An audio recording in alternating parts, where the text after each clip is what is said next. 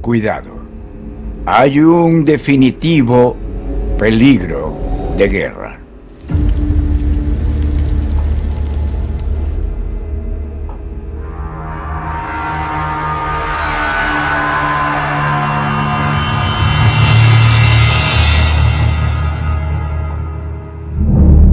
¿Es la estrategia del Indo-Pacífico la nueva OTAN?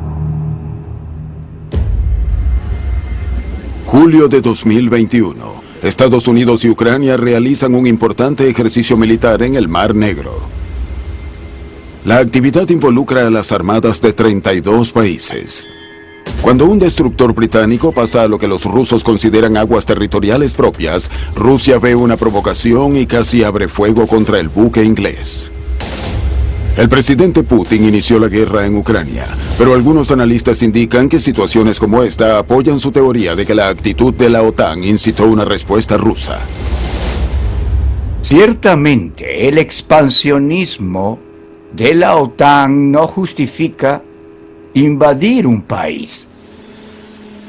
Toda incursión en espacio soberano ajeno, a no ser que sea hecha en defensa propia con el respaldo del Consejo de Seguridad de la ONU, es por definición ilegal. En China, muchos ven desde otra óptica cómo se suscitaron los hechos. La narrativa del gobierno asiático responsabiliza a Estados Unidos y la OTAN por la crisis en Ucrania. Mientras las ciudades ucranianas arden en llamas y millones abandonan el país, los medios chinos cuentan una historia muy distinta. El 26 de febrero, la embajada estadounidense en Ucrania eliminó de su página web los documentos en los que el Pentágono financia laboratorios biológicos en Ucrania. Esto demuestra que el Pentágono no desea someter dichos textos al escarnio público. Kirillov dice que existe una red de más de 30 laboratorios biológicos en Ucrania, cuya misión es encabezada por el Departamento de Defensa de Estados Unidos. Las Naciones Unidas declaran no estar al tanto de ningún programa de armas biológicas. Pero en China, la historia sigue siendo noticia. China plantea 6 preguntas clave sobre laboratorios estadounidenses en Ucrania y exige respuestas. ¿Cómo terminamos con laboratorios biológicos por todo el mundo?, responde Estados Unidos. Y el portal web de la embajada estadounidense en Weibo desborda de mensajes de odio. La opinión pública china sobre Estados Unidos, que desde un principio no era buena, decae aún más. Mientras que en Estados Unidos también se evidencia un trascendental cambio de actitud en la gente hacia China mientras continúa la guerra en Ucrania. Según una encuesta, la proporción estadounidense que ve en China a su mayor enemigo se duplicó en apenas un año, de 22% en 2021 a 45% en 2022. 7 de marzo de 2022. En su minuta anual, el ministro chino de Asuntos Exteriores, Wang Yi, aprovecha la ocasión para hacer una advertencia. La estrategia estadounidense del Indo-Pacífico es crear una versión Indo-Pacífica de la OTAN, manteniendo la hegemonía estadounidense, socavando la arquitectura de cooperación regional de la ASEAN y pone en riesgo los intereses generales a largo plazo de las naciones del área. Estas perversas acciones que van en contra de las aspiraciones comunes de la región por la paz, el desarrollo, la cooperación y el éxito están condenadas al fracaso. Fuertes declaraciones del ministro de Asuntos Exteriores, Wang Yi. ¿Tiene algún comentario? Bueno, algo de lo que deberíamos estar conscientes es que la contienda geopolítica más grande de la historia acaba de estallar entre Estados Unidos y China.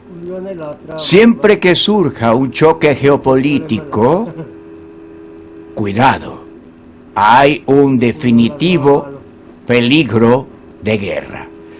Y precisamente por eso, el mundo entero debe andarse a tientas y evitar todo conflicto antes de que inicie, en lugar de esconder la cabeza bajo tierra como avestruces diciendo todo está bien. No, no todo está bien. La estrategia del Indo-Pacífico fue dada a conocer por la administración Biden. Y entre sus motivos clave están un Indo-Pacífico libre y abierto, apoyar el crecimiento continuado de la India y su liderazgo regional, fortalecer el Quad, reforzar el trabajo de disuasión hecho por Japón y Corea del Sur, expandir la presencia de la Guardia Costera de Estados Unidos, contribuir en el empoderamiento de la ASEAN y cerrar la brecha infraestructural de la región mediante la iniciativa Build Back Better World del G7. El documento de la estrategia no se anda con rodeos. La competencia con China es visto como un desafío con carácter de emergencia. Estados Unidos es un orgulloso miembro del Indo-Pacífico, siendo la región de crítica importancia para nuestra nación en cuanto a seguridad y prosperidad. Nuestras exportaciones allí generan más de 4 millones de empleos estadounidenses y en el 2019 el comercio bilateral entre Estados Unidos y los países de la zona alcanzó los casi 2 billones de dólares. Todo lo cual subraya la conexión norteamericana con el Indo-Pacífico. En dicha región, desde siempre hemos promovido nuestra visión de paz y estabilidad, de libertad en los mares, de comercio sin obstáculos, de avances en los derechos humanos, de compromiso con el orden internacional basado en las normas. Sabemos que Pekín continúa ejerciendo presión, intimidando y reclamando para sí la mayor parte del mar del sur de China. Una serie de acciones que no dejan de socavar ese orden internacional, amenazando la soberanía de varias naciones. Estados Unidos respaldará a sus aliados y socios de cara a estas amenazas. La estrategia estadounidense del Indo-Pacífico se vuelve un eufemismo para la política de bloques. Hemos visto a Estados Unidos profesar su deseo por la cooperación, en realidad avivando el fuego de la rivalidad geopolítica. Pasó de fortalecer los 5 ojos a promover el Quad, de instaurar el AUKUS a forjar alianzas militares bilaterales. Estados Unidos ha ensamblado una formación 5-4-3-2 en la región de Asia-Pacífico. De ningún modo se trata de una bendición. Es una jugada siniestra que quebranta la paz y la estabilidad del área. Esto es muy peligroso porque tales posturas pueden no solo ser errores de cálculo, sino conllevar a acciones aún más amenazadoras y peligrosas. Ahora con Ucrania en medio de un conflicto bélico por el que cientos de millones sufren y millones más abandonan su país, por ejemplo.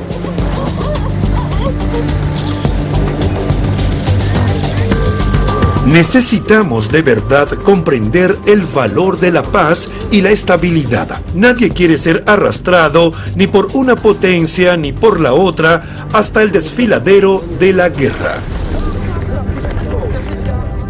La región Indo-Pacífica es más heterogénea que la OTAN, donde hay sistemas políticos idénticos, estándares económicos similares y una integración avanzada en la economía de uno u otro miembro. Mientras que en el sudeste asiático, en Japón, en Corea, hay una variedad de estilos de gobierno, diversas formas de democracia, distintos niveles de desarrollo, y es por eso que equiparar a la OTAN con el Quad realmente no tiene ningún sentido. Cuando ciertas partes se refieren a la OTAN, a menudo se enfocan en el artículo 5, que establece acciones conjuntas de defensa en el caso de que uno u otro estado esté bajo ataque. Estados Unidos sabe que estaría dando un paso en falso al pretender unificar a las naciones de la región bajo un tratado de defensa mutua, teniendo los países del sudeste asiático, en particular, diferentes intereses y posiciones de cara a China, por ejemplo. No soy de la opinión de que Estados Unidos busque implementar una OTAN en el Pacífico.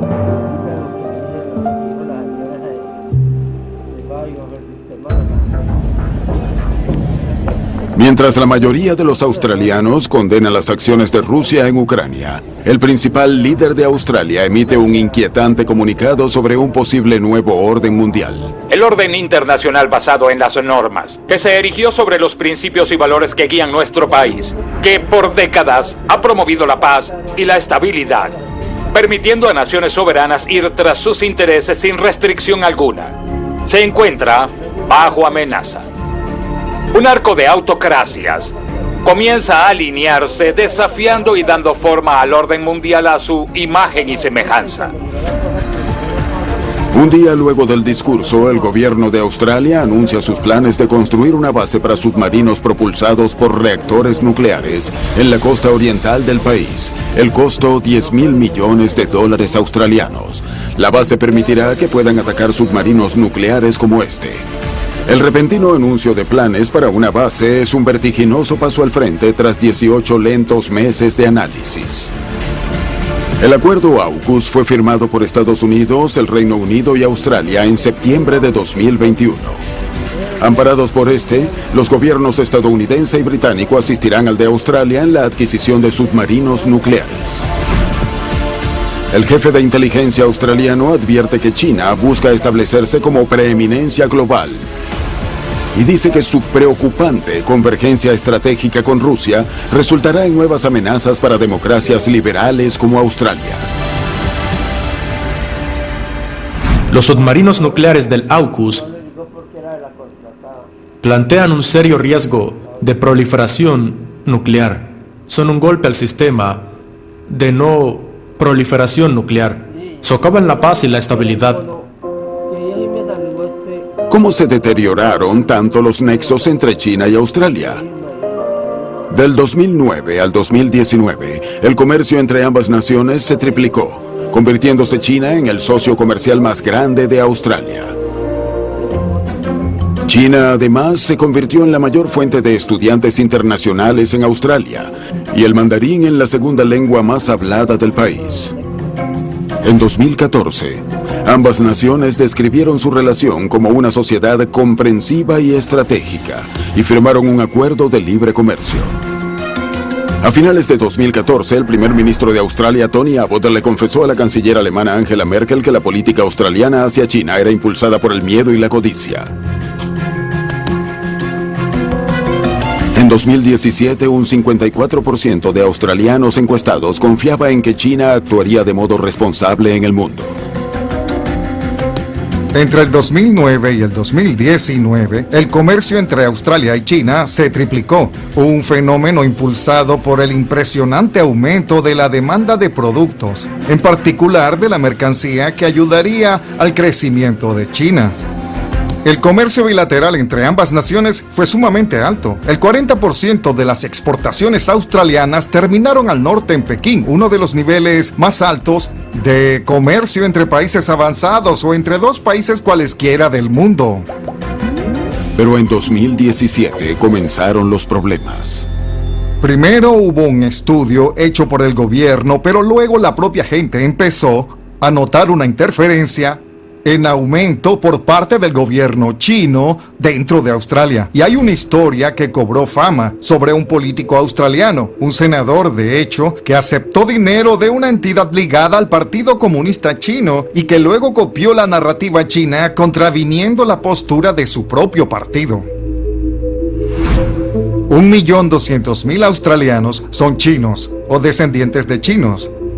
Y se empezó a ver con cada vez más frecuencia al gobierno chino intentando llegar a las comunidades étnicas de diversas maneras. Para empezar, buscando controlar la prensa en mandarín, asegurándose de que el periodismo independiente, ni individual ni corporativo, recibiera financiamiento, en especial si su opinión es contraria a la de los medios estatales chinos.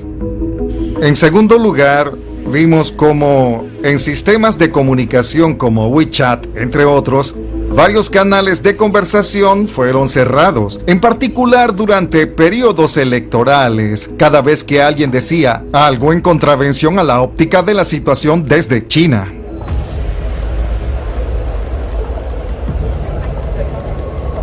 En algún punto hace varios años, Australia estuvo negociando un acuerdo de extraterritorialidad con los chinos para definir si un acusado o condenado por algún crimen podía ser repatriado a su país de origen. Esto originó un acalorado debate en Australia, en particular porque China cada vez lucía más autoritaria. Pero el ministro de Seguridad chino, al referirse a esto, habló con Labour, el partido laborista de oposición, y dijo a la dirigencia de Labour: tienen que apoyar esta idea, porque si no sería terrible que toda la etnia china-australiana de repente le diera su apoyo a un partido diferente. Eso no fue una indirecta, fue una clara amenaza de manipular la política interna de la nación, si no se apegaba a los designios de Pekín. Y sonaron las alarmas, no solo en el Partido Laborista, sino en el gobierno del Partido Liberal. China no ha interferido, ni le interesa interferir en los asuntos internos de Australia. Instamos tanto a políticos como a entes australianos a no hacer más de China un problema. En 2018, el 52% de los australianos encuestados confiaba en una actitud responsable de China frente al mundo. Ese mismo año, Australia aprobó la ley contra el espionaje y la interferencia foránea, dirigido de manera implícita a China. El gobierno también anunció que a Huawei y ZTE no se les permitiría crear una red de 5G en Australia. Entonces, en 2020, la pandemia tomó al planeta de rehén.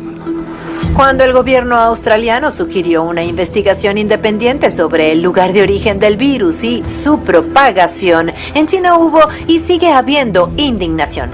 Las relaciones entre Canberra y Pekín están en su peor momento. Lo que siguió fue una guerra comercial. Pekín inició una segunda investigación a las importaciones de vino australiano, acusando a Canberra de subsidiar a los importadores y dar ventaja a los rivales locales. Según Australia, si China prohíbe la importación de carbón, violaría la normativa de la Organización Mundial del Comercio.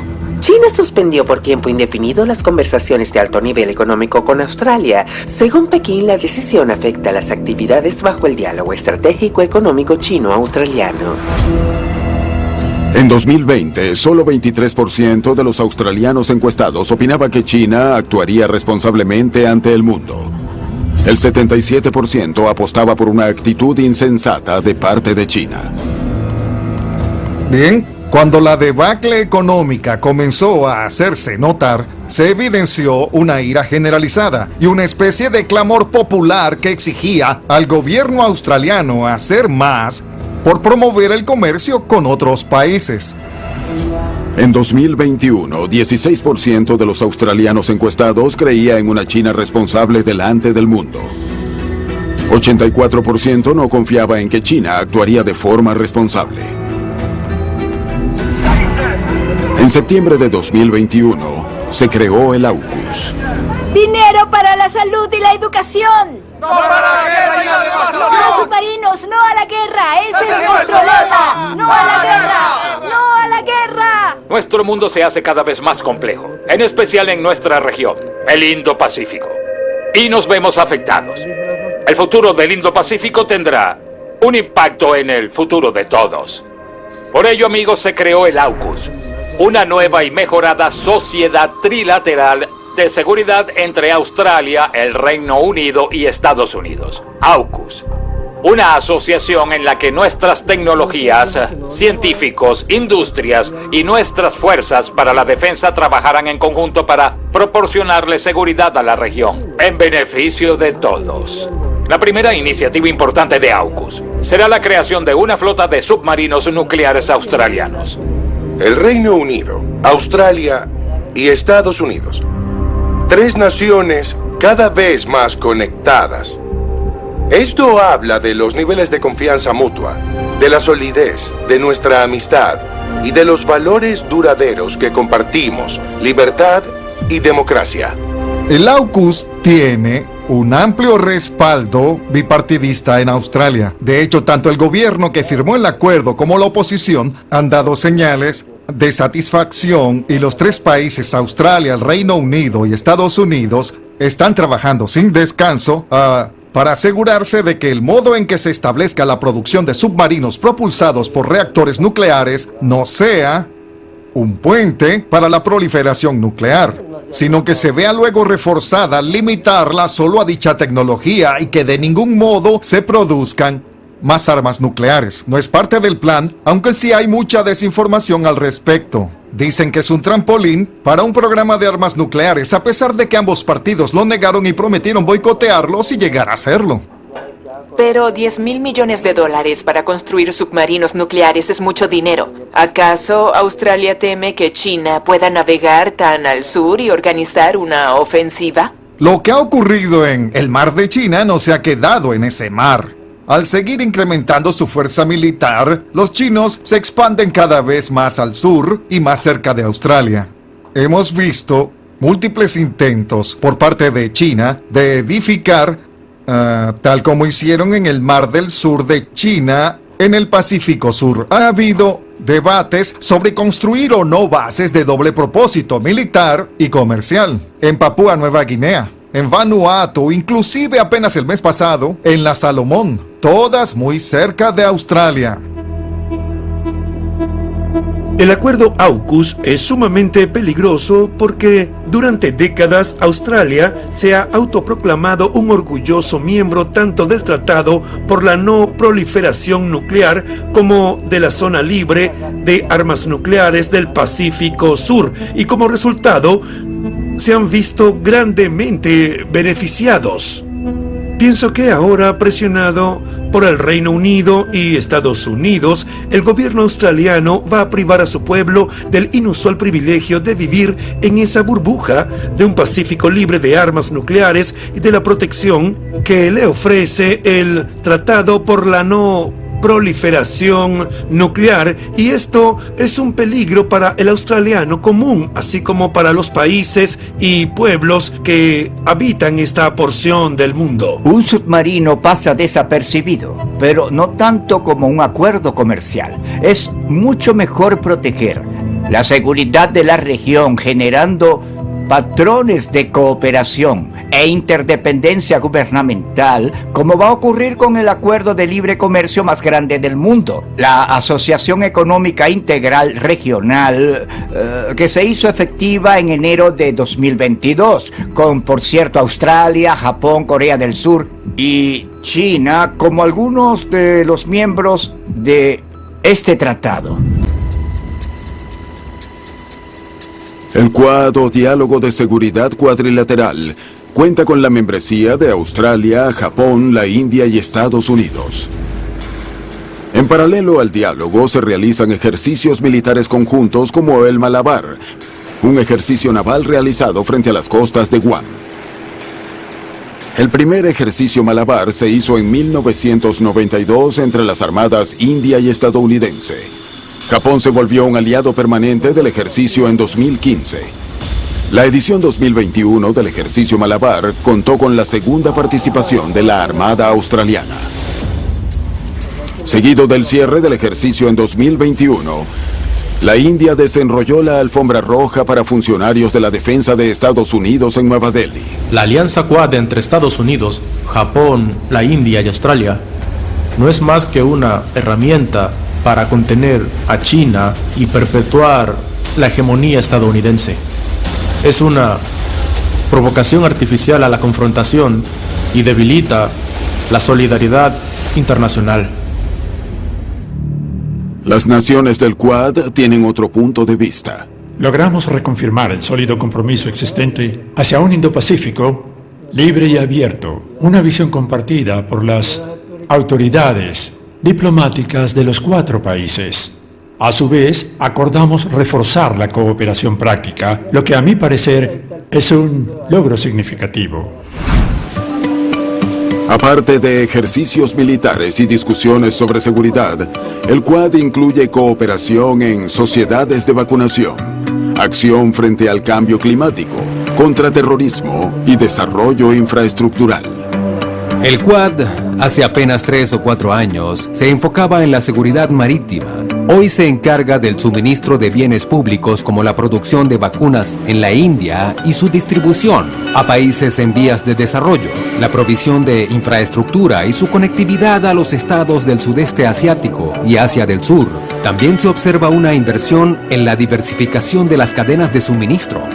Desde el punto de vista de Japón, hay algo importante que proporciona bienestar a sus socios críticos en el Indo-Pacífico, que son el sudeste asiático y Asia del Sur. Si el Quad no se distancia de ser solo un dispositivo de seguridad, no tendrá la aceptación de los países del sudeste asiático, como Vietnam, Indonesia, Malasia o Singapur. Los miembros del Quad asumieron el compromiso colectivo de donar más de 1.000 millones de dosis de vacunas a nivel global antes del término de 2022. En el sudeste asiático, un semillero para la rivalidad entre Estados Unidos y China, la respuesta ante el Quad ha sido mixta.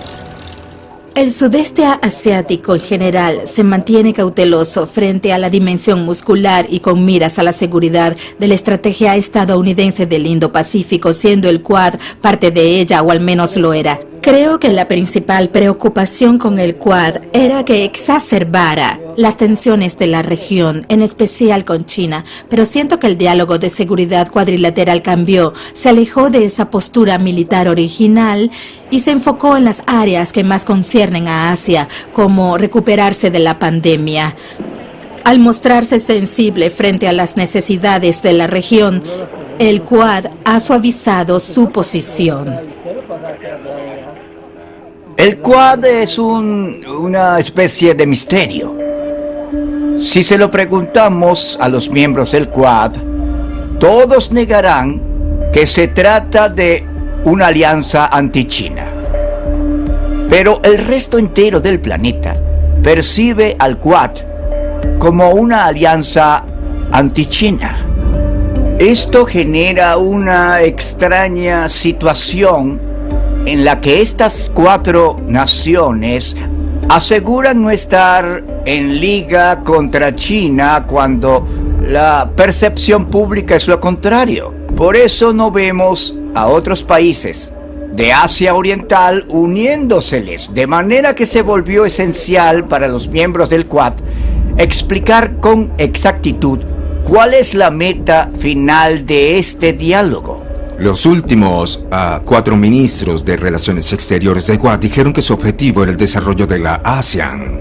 Todo el mundo sabe que aquello que une a los 4 miembros del Quad es una ansiedad compartida con respecto a China. Pero el Quad también entiende que para demostrar que sus miembros valen la pena como aliados deben proporcionar bienestar popular.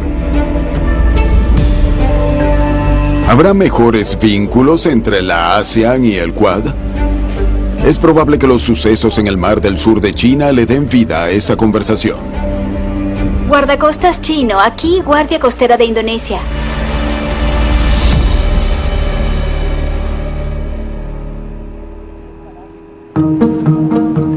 Batam, Indonesia. A 1 hora de Singapur, ya comenzó la construcción de un centro de entrenamiento marítimo indonesio financiado por Estados Unidos. La Agencia de Seguridad Marítima de Indonesia, Bakamla, será propietaria y operaria del centro. Bakamla es una junta que coordina la seguridad marítima. Es la combinación de varias agencias responsables del resguardo de la seguridad marítima de Indonesia e involucra a la Armada y el Ministerio de Pesca, así como a otros ministerios de igual relevancia. A la cabeza se halla un almirante porque la Armada de Indonesia juega un papel esencial dentro del día a día de Bakamla. Batam tiene una ubicación estratégica, está cerca del estrecho de Malaca, así como el mar del sur de China. Indonesia necesita modernizar su armada y también mejorar sus capacidades marítimas. Contar con cooperación defensiva es una de las mejores maneras de lograr nuestras metas y estamos muy conscientes de cuánto arriesga Estados Unidos cuando defiende la libertad de navegación en el estrecho de Malaca y en el mar del sur de China. De acuerdo con el Departamento de Estado de los Estados Unidos, Indonesia recibió casi 39 millones de dólares estadounidenses en el año 2020. Una porción de esos fondos estaba destinada a la educación militar, al financiamiento militar y a la asistencia para la seguridad. El proyecto Bakamla es de suma relevancia por tratarse de la agencia encargada de supervisar el mar territorial de Indonesia y su zona económica exclusiva. Bakamla ha intensificado el patrullaje marítimo en años recientes, luego de que botes pesqueros chinos escoltados por su propia guardia costera fueron hallados en una zona que Indonesia considera su territorio. Pekín, por supuesto, tiene otra visión sobre a quién pertenecen estas aguas. Guardacostas chino, aquí guardia costera de Indonesia. No creo que responda. Aquí guarda costera china, cambio. Señor, por favor, movilícese y vuelva a su territorio, señor. No. Estamos patrullando un área bajo la jurisdicción de la República Popular de China. China posee la soberanía indiscutible de las islas en el mar del sur de China. Le ordeno, señor, que abandone este territorio. Le ordeno que abandone el territorio. Retire sus botes de pesca o guíelos fuera del área. Esto sucedió en las Islas Natuna del mar del sur de China. China reclama para sí la mayor parte de estas aguas como su zona de pesca tradicional. Alrededor de octubre de 2021, China envió una correspondencia diplomática a Indonesia exigiéndole el cese de toda perforación en curso en el mar de Natuna. Es extracción de petróleo, pero en territorio indonesio. Sí, realizamos perforaciones en el mar de Natuna, pero dentro de nuestros derechos marítimos. Según ellos, eso es parte de sus así llamados derechos históricos. Me parece una situación infortunada para ambas partes, porque, en mi opinión, China no debería arrastrar a Indonesia consigo hacia el remolino del mar del sur de China. Las aguas cerca de Filipinas son mucho más turbulentas. En mayo de 2021, casi 200 navíos chinos atracaron en aguas disputadas del mar del sur de China, causando pánico sobre si Pekín construiría una base naval allí. Ya podemos comprender por qué las autoridades filipinas han asumido un tono de preocupación y hasta de desafío frente a China y la situación que se presenta ahora al oeste del mar de Filipinas. Vimos no menos que lo que podría llamarse un enjambre de navíos chinos, en particular en áreas vecinas a las islas artificiales construidas por China. Y fue inquietante ver un área de arrecifes en específico, los arrecifes Gaven, alrededor de los cuales podían observarse fácilmente 100 embarcaciones. Aunque es difícil estimar mejor un número solo sobrevolando la zona, en especial porque algunos de los barcos fueron atados entre ellos para parecer uno solo en grupo. Vimos formaciones similares en el arrecife Julián Felipe hace solo unas semanas. En respuesta a los eventos de mayo de 2021, el secretario de Asuntos Internacionales utilizó un lenguaje poco menos que diplomático, por el que más tarde tuvo que disculparse. Más recientemente, en marzo de 2022, un buque de la Guardia Costera China se acercó peligrosamente a otro navío del Cuerpo de Guardacostas de Filipinas. A una distancia de apenas 19 metros, los accidentes se vuelven casi probables. En el último año o un poco más ha habido mucho movimiento al oeste del mar de Filipinas en cuanto a milicia china acosando a pescadores filipinos que estaban operando en nuestras aguas. Cuando digo pescadores filipinos, me refiero a simples botes de pesca artesanal que trabajan por cuenta propia, mientras que los buques de la milicia, se ha demostrado, forman parte de un esfuerzo organizado. Cuentan con barcos más grandes con tecnología sofisticada y mejores equipos capaces de rastrear los botes de pesca filipinos para acosarlos y expulsarlos de lo que, según ellos, son aguas chinas. Muchos opinan que fue la postura amenazante de China en el Mar del Sur de China lo que propició la estrategia estadounidense del Indo-Pacífico y cosas como el AUKUS. Ya que mencionas el Mar del Sur de China, permíteme aclarar brevemente algunos puntos. No hace falta que retrocedamos mucho en el tiempo. Basta con ir al final de la Segunda Guerra Mundial. No necesito recordarle a nadie que durante la Segunda Guerra Mundial, Japón ocupaba todas las islas, arrecifes y atolones del Mar del Sur de China. Cuando Japón firmó la rendición incondicional en 1945, ¿sabe usted a quién entregó Japón todas las islas, arrecifes y atolones del Mar del Sur de China? Japón capituló sin condición alguna todo ante China. ¿Por qué? Porque así fue dictaminado en parte por Estados Unidos y porque durante la Segunda Guerra Mundial China fue la única nación que se mantuvo de pie en esta porción del planeta luchando contra la ocupación japonesa. En 1945 Vietnam no era independiente, Malasia no era independiente, Filipinas no era independiente, Indonesia no era independiente, por ejemplo. Esos países no eran más que colonias. De acuerdo, esto es muy delicado, pero intentaré aclararlo. Bien, no existe registro histórico que demuestre que China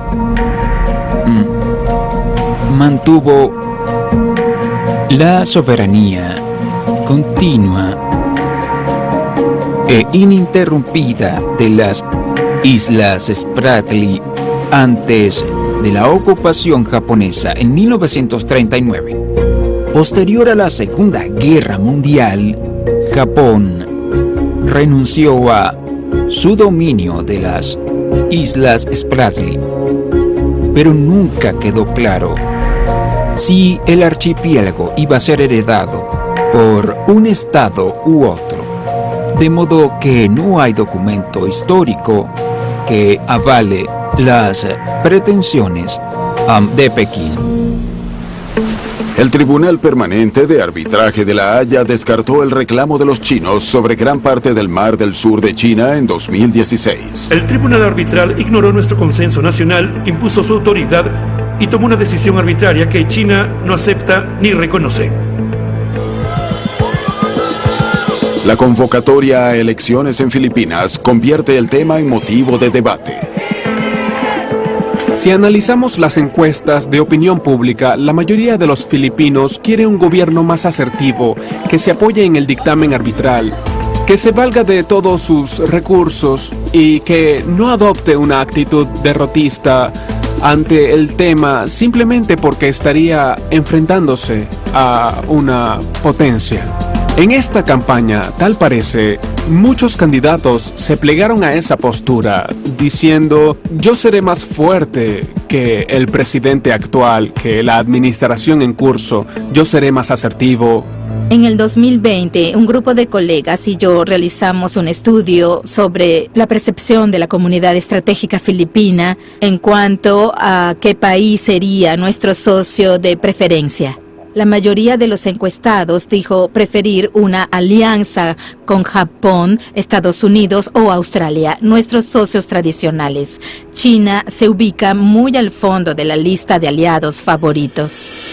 Ejercicios de Balikatan, abril de 2022, Bahía de Subic, Filipinas.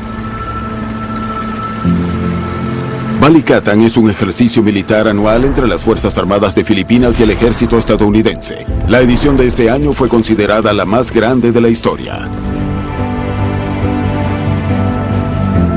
El factor China jugó un papel importante en los ejercicios Balikatan. Este año además se hicieron pruebas con misiles Patriot de Estados Unidos, dándole rienda suelta a la imaginación sobre posibles escenarios, como la preparación ante la siguiente jugada de Pekín en relación con Taiwán o con lo que pueda ocurrir en el Mar del Sur de China. El conflicto ruso-ucraniano ha generado importantes debates en Filipinas. Ha habido una reacción en cadena en varios estados pequeños porque si este tipo de conductas es tolerada, entonces ningún estado pequeño estará a salvo. Muchas personas dicen que hay una ventana de oportunidad para que otras fuerzas hegemónicas hagan demostraciones de fuerza e impongan su visión de un orden regional. En el caso de Asia, China en particular, dada su reciente asertividad en el Mar del Sur de China, por ejemplo. Si se diera el caso de que, luego de las elecciones de mayo de 2022, los acuerdos militares en rigor con Estados Unidos se ven reforzados, es posible que la presencia norteamericana se vuelva lo normal en los próximos años, porque antes del fin de la Guerra Fría, las instalaciones militares más grandes fuera de territorio estadounidense estaban en Filipinas. La base naval de Subic y la base aérea de Clark fueron críticas para la proyección del poderío militar de Estados Unidos en las guerras de Corea y Vietnam, así como en otras partes del Asia-Pacífico. En caso de que la situación con Taiwán se complique, es probable que se requiera a Filipinas asistencia logística con esas bases. Pero creo que todo dependerá de si la nueva administración, luego de las elecciones de mayo de 2022, se muestra más abierta o flexible a algo así. Estados Unidos cometió un grave error al subestimar las posibilidades de Duterte y no establecer una mejor relación con él antes de que asumiera el poder. Yo creo que Washington anduvo a ciegas por el antiamericanismo de aquel nuevo presidente, cuando el mundo sabía que Duterte había estado en contra de Estados Unidos desde su juventud. Creo que esta vez veremos a un Estados Unidos mucho más al tanto de la importancia estratégica de esta alianza como para tomarla a la ligera. El tío Sam debe estrecharle la mano a quien gane. Al final su voto no cuenta. No importa si al gobierno norteamericano le gusta cierto candidato, si hubiesen preferido a ese otro. El trabajo del gobierno estadounidense es seguir siendo un aliado del pueblo filipino, sea quien sea su presidente. Estados Unidos y Filipinas ahora comienzan a mantener el tipo de relación que los norteamericanos han tenido con Japón, Corea del Sur, Australia y la OTAN durante 3 décadas. Y parte de esa relación establece responsabilidades para los filipinos, inclusive si se presentara una contingencia con Taiwán que pusiera en riesgo las vidas de oficiales estadounidenses. Solo la seguridad universal conduce a la verdadera seguridad. China está lista para trabajar con los países de la ASEAN para juntos construir un escudo de salud en la región. Bajo esta iniciativa, China donará a los miembros de la ASEAN 150 millones de dosis adicionales de vacuna para el COVID-19 sin costo alguno. Es importante que continúe la cooperación en áreas como la defensa, el contraterrorismo, la seguridad, el rescate y los ejercicios marítimos conjuntos para hacerle frente al crimen. Todos estos esfuerzos salvaguardan la estabilidad del Mar del Sur de China y lo convierten en zona de paz. Siento que los países del sudeste asiático deben dejar de pensar o de verse en la necesidad de elegir entre Estados Unidos y China. Más bien, deben ver las opciones ante ellos como una que se apega al orden internacional con base en las leyes y otra que implica un mundo donde el fuerte tiene la razón, y para mí la elección es clara en esa situación y es el orden. No quisiera ver al mundo o a nuestra región descender a una situación de control por la fuerza, ya habiendo visto el resultado de escenarios como ese con la invasión rusa de Ucrania. Hay un nuevo gigante, pero no tenemos que arrodillarnos. Tenemos que hablarle con claridad y firmeza, pero sin provocaciones. Y eso puede hacerse. Yo fui diplomático por 33 años. Dicen que la definición de un diplomático es alguien que puede mandarte al infierno de tal manera que sientas que vas a disfrutar de todo el viaje. Ese es el arte que debemos desarrollar. Aprender a decirle a China que se vaya al infierno en el asunto del Mar del Sur, pero hacerlo de tal forma que los chinos disfruten el viaje. De eso se trata toda la diplomacia. Trouble in my heart, got trouble in my mind. No matter where I hide, the trouble gets old. It's gonna be